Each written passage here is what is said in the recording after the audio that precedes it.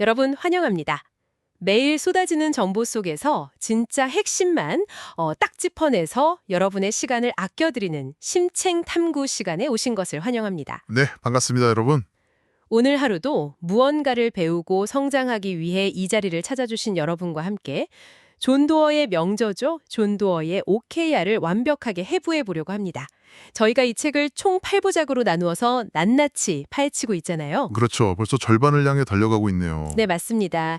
책의 배경과 문맥을 짚어본 첫 시간, 그리고 목표에 집중하는 슈퍼파워 1, 팀을 정렬하는 슈퍼파워 2를 다룬 지난 시간에 이어서 오늘은 벌써 네 번째 시간입니다. 오늘은 책의 10장과 11장을 집중적으로 다룰 차례죠. 네, 정확합니다. 이번 시간의 주제는 바로 슈퍼파워 3, 책임 규명을 위한 추적입니다. 사실 목표를 세우는 것도 중요하지만 그걸 어떻게 끝까지 밀고 나가는지가 결국 조직과 개인의 진짜 실력을 증명하는 거니까요. 맞습니다. 오늘 우리가 살펴볼 자료들은 그냥 뻔한 이론이 아니거든요. 구글, 인텔, 그리고 무려 26조 원 규모의 빌 앤 멜린다 게이츠 재단이 실제로 겪었던 아주 뼈아픈 실패와 성공의 기록들을 담고 있습니다. 와, 26조 원이요. 스케일이 장난이 아니네요. 망천하죠.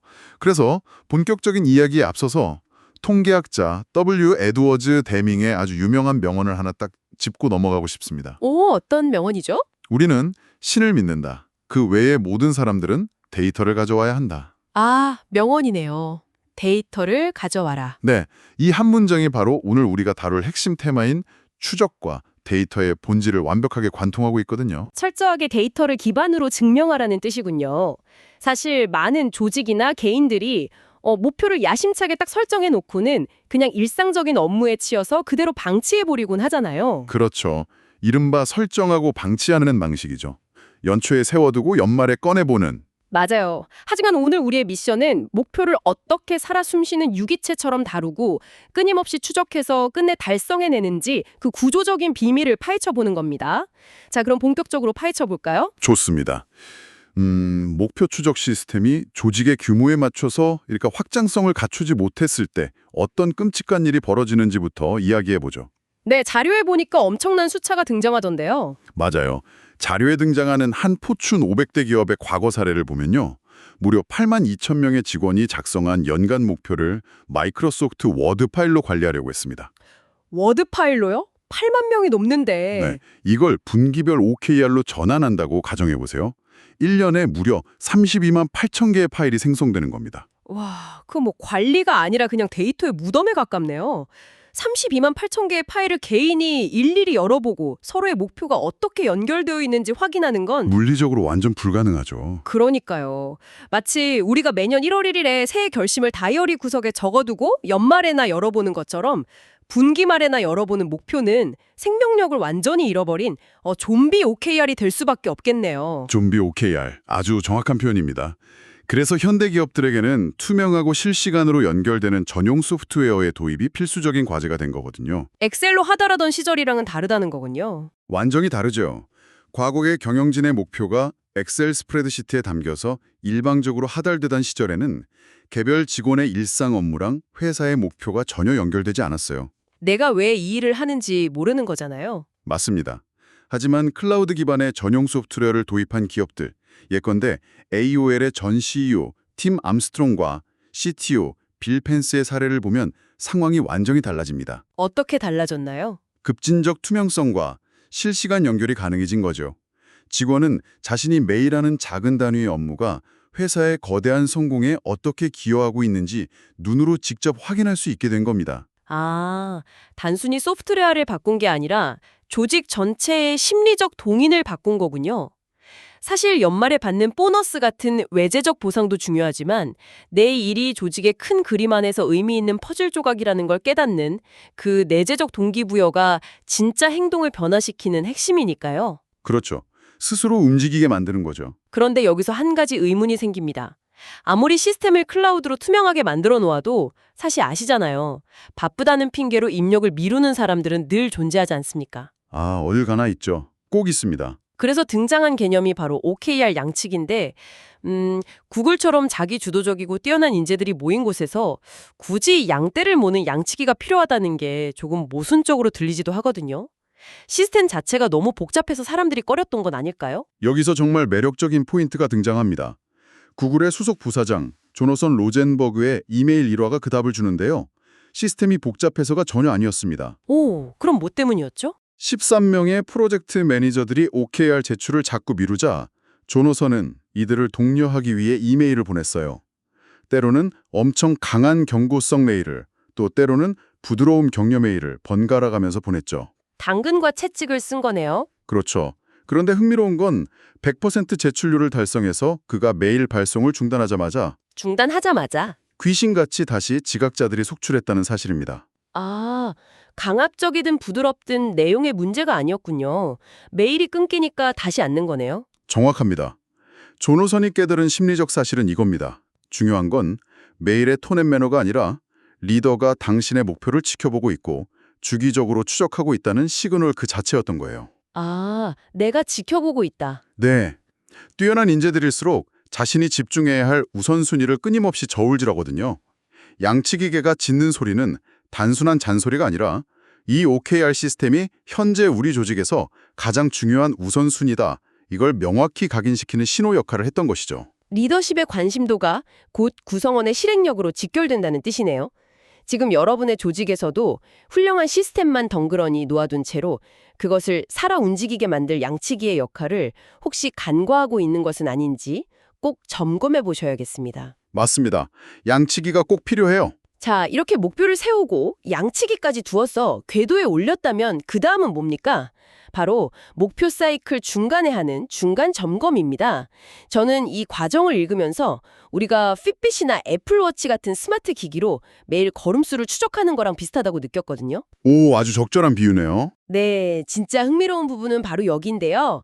다니엘 핑크의 연구에 따르면 사람에게 가장 강력한 동기부여는 보너스가 아니라 자신의 일에서 진전을 이루고 있다는 감각 그 자체라고 하잖아요. 맞습니다. 진전의 감각. 실제로 캘리포니아의 한 연구를 보니까 목표를 적고 매주 동료에게 진척 상황을 공유한 사람들이 그렇지 않은 사람보다 목표 달성률이 무려 43%나 높았다고 합니다. 엄청난 차이죠. 훌륭한 연결입니다.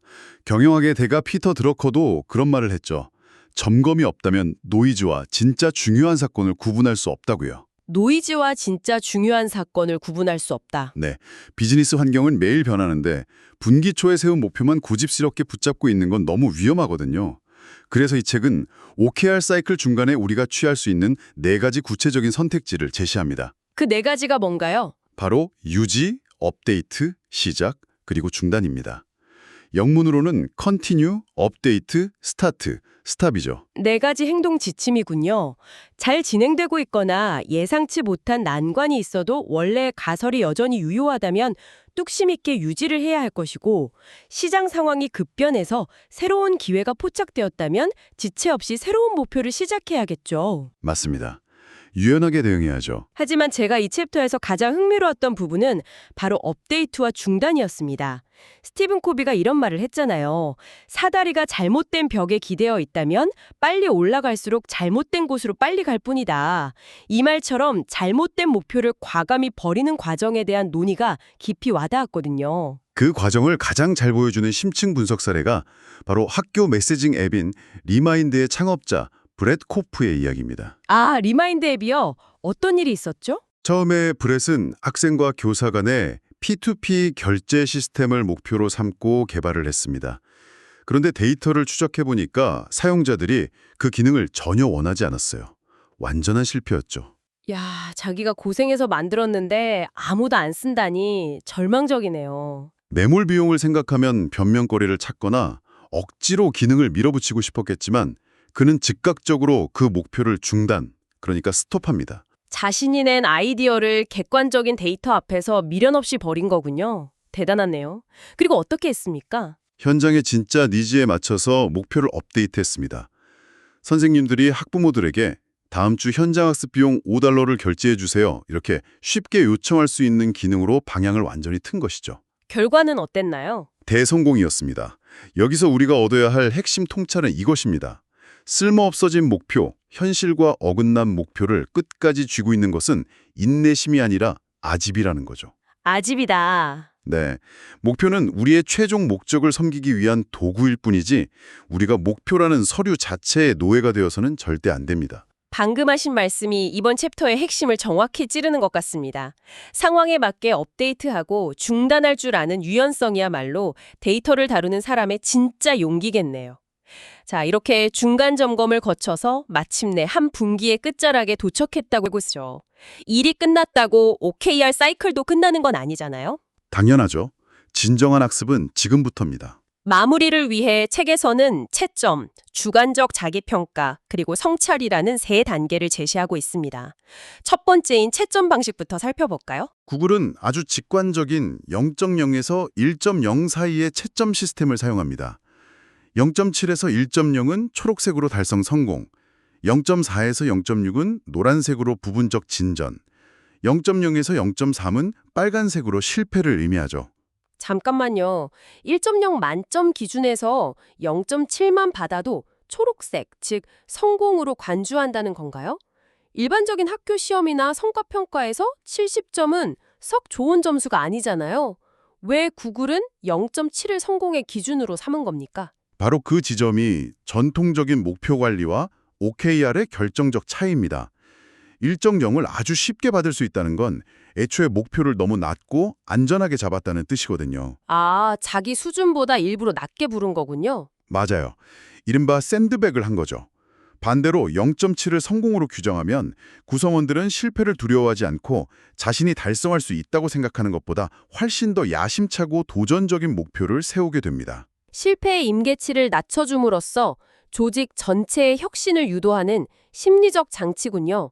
그 철학이 아주 극명하게 드러나는 사례가 자료에 있는 인텔의 전설적인 CEO 앤디 그로브의 1980년 2분기 성적표 같습니다. 아, 그 유명한 오퍼레이션 크러쉬 작전 말씀이시죠? 네, 당시 인텔은 마이크로 프로세서 시장을 탈환하기 위해서 대규모 작전을 펼쳤는데 886 제품 패키징 목표는 1.0 만점을 받았습니다.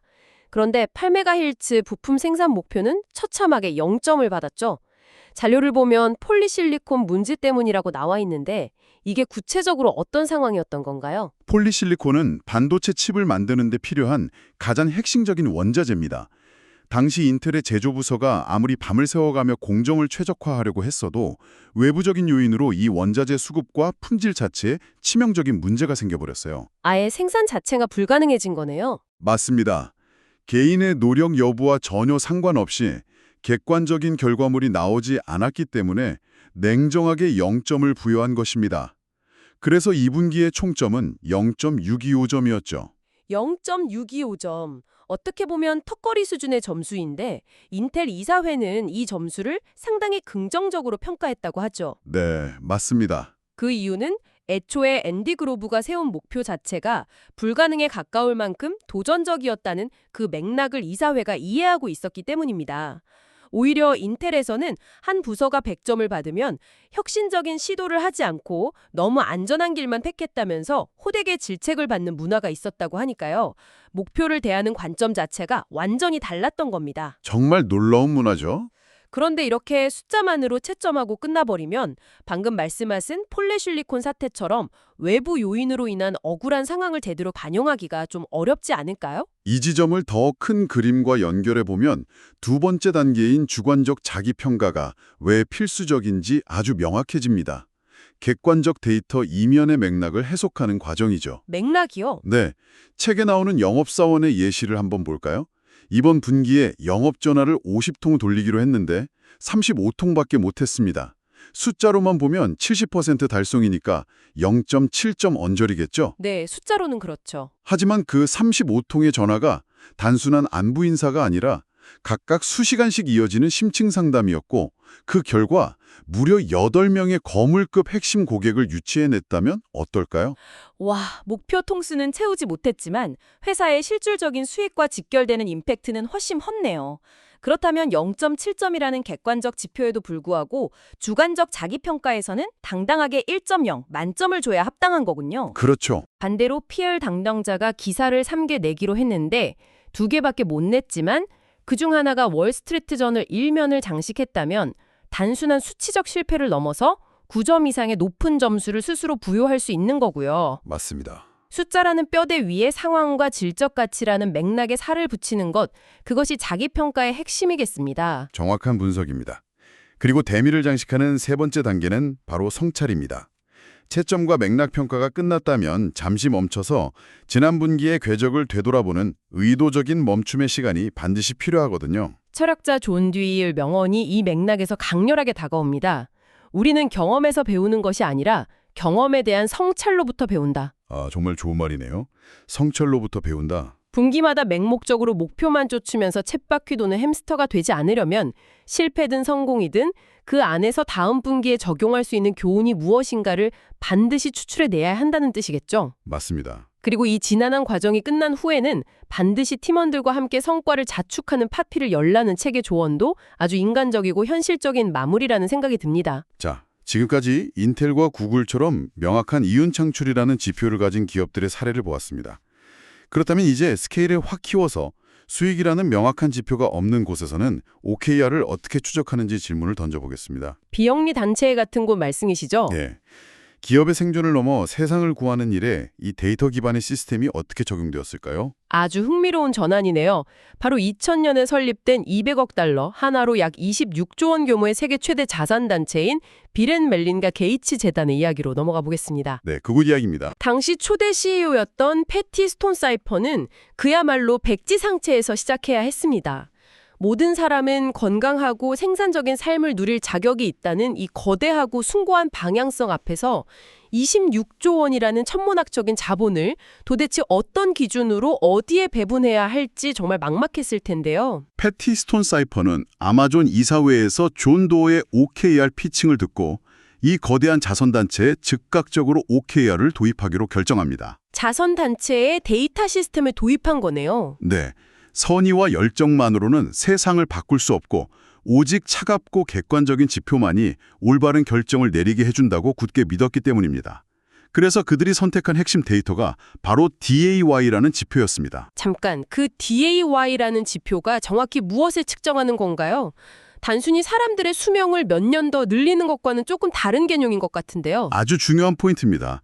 DAY는 장애보정 생존 연수의 약자인데요. 장애보정 생존 연수요? 단어가 좀 어렵네요. 쉽게 말해서 질병이나 장애로 인해 잃어버린 건강한 삶의 연수를 계산하는 방식입니다.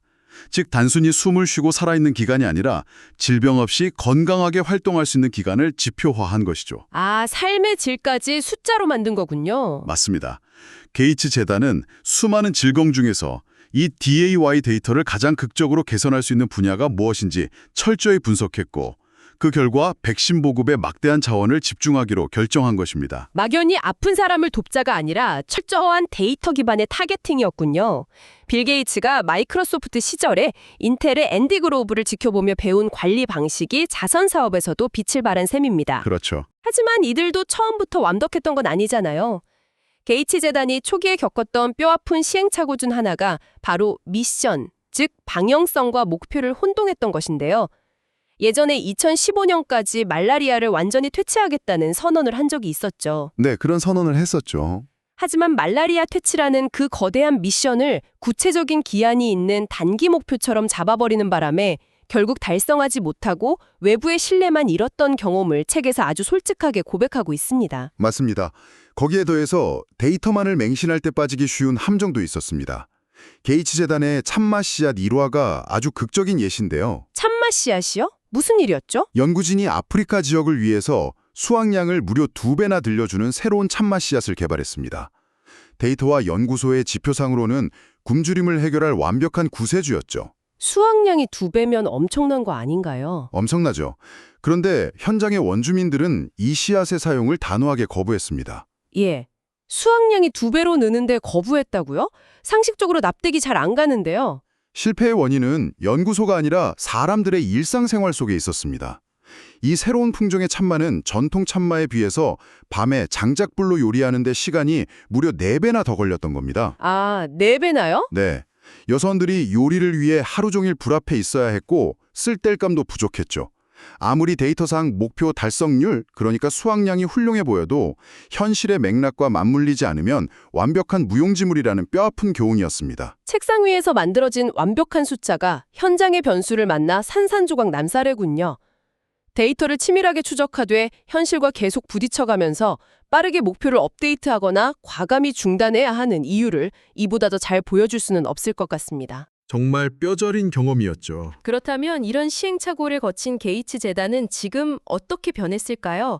그들은 실패에 주저앉지 않고 2040년까지 말라리아를 근절하겠다는 거대한 목표를 영국 정부와 함께 세우면서 43억 달러 규모의 캠페인을 진행 중입니다. 엄청난 규모네요. 그런데 이번에는 과거처럼 허황된 선언이 아닙니다.